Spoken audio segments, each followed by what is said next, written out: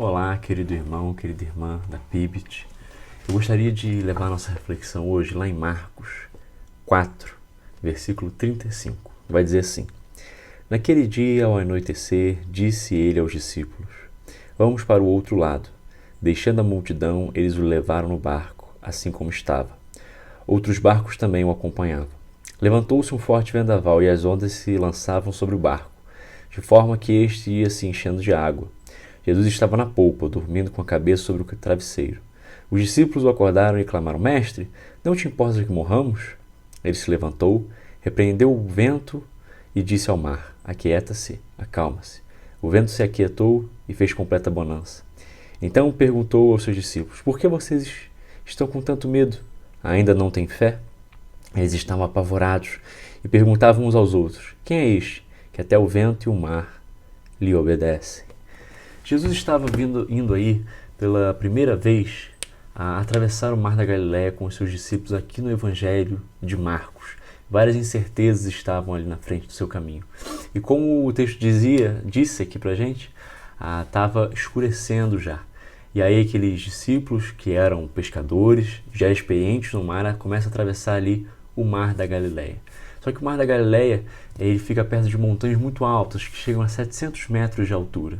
E ele fica 200 metros abaixo do nível do mar. Então, de vez em quando, vem algumas correntes de ar que faz com que aquele mar fique muito agitado e comece terríveis tempestades ali. E uma dessas terríveis tempestades está acontecendo aqui. Aqueles discípulos que são experientes marinheiros, experientes pescadores, se encontram com medo. E desesperados, temendo pela sua vida, eles acordam a Jesus. Mas eles acordam a Jesus não de um jeito simpático. Em Mateus, em Lucas, parece que eles acordam Jesus de uma maneira mais simpática. Aqui em Marcos, não. Eles estão brigando com Jesus. Falando: Senhor, você não se importa que a gente morra aqui, não? E Jesus se levanta e Jesus fala uma coisa esquisita. Esses discípulos estavam com muito medo e, de alguma forma, tentam acordar Jesus para ver alguma solução. Jesus se levanta e diz para o mar: Aquieta-se, acalma-se. Mas você fala: o mar não é uma pessoa para aquietar-se, para acalmar, não fala para se aquietar. Bem, aí a gente tem que entender as antigas imagens do mar no Antigo Testamento. Ele é representado como forças do caos.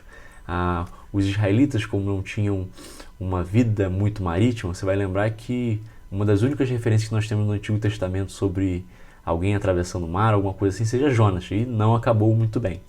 Então eles tinham algumas crenças que habitavam no mar também, criaturas malignas. Você vai lembrar que quando Jesus atravessa as águas, os discípulos logo pensam que era um fantasma. Bem, e o mar parece sempre, com o povo de Israel, algum tipo de ameaça, algum tipo de adversário. Você vai lembrar que na libertação do povo do Egito, eles se defrontam com o Mar Vermelho. E aí Deus vai lá e abre. E então também você pode perceber lá em Apocalipse 21, quando diz que vai existir novo céu e nova terra, vai dizer que não existe mar. Mas por quê? Porque Jesus não gosta de praia? Porque Deus não gosta de praia? Não, não é nada disso. É por causa dessas antigas imagens que tem no imaginário do povo israelita, do mar representar as forças do caos. E você vai lembrar lá em Gênesis 1, principalmente, que existia? As trevas, e o Espírito de Deus estava pairando sobre a face do abismo.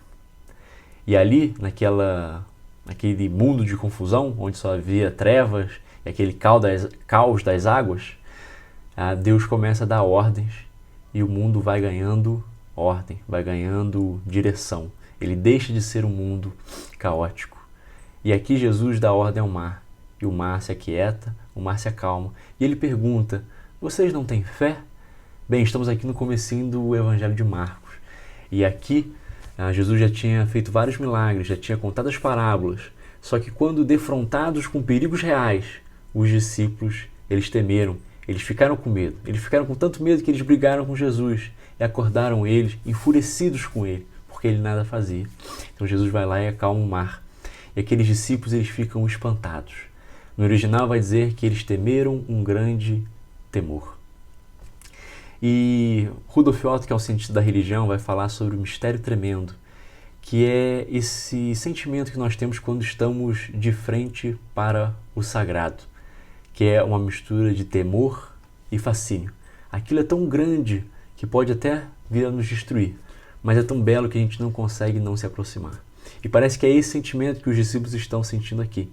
Eles não sabem conscientemente, mas sentem no seu coração uma coisa que eles vão aprender só lá em Marcos 8, que é que aquele que está ali com eles é o Criador dos céus e da terra. Jesus podia acalmar o mar porque ele era Deus. E o medo dos discípulos se dava pelo fato de que eles não conheciam quem Jesus era. Vão conhecer lá em Marcos 8, quando Pedro vai dizer: você é o Cristo, o Filho do Deus vivo.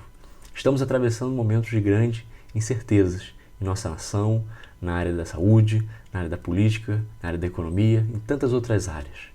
Mas que nós saibamos que quem está no nosso barco é Jesus de Nazaré, Criador dos céus e da terra, e aquele que pode acalmar qualquer caos e dar ordem às nossas vidas.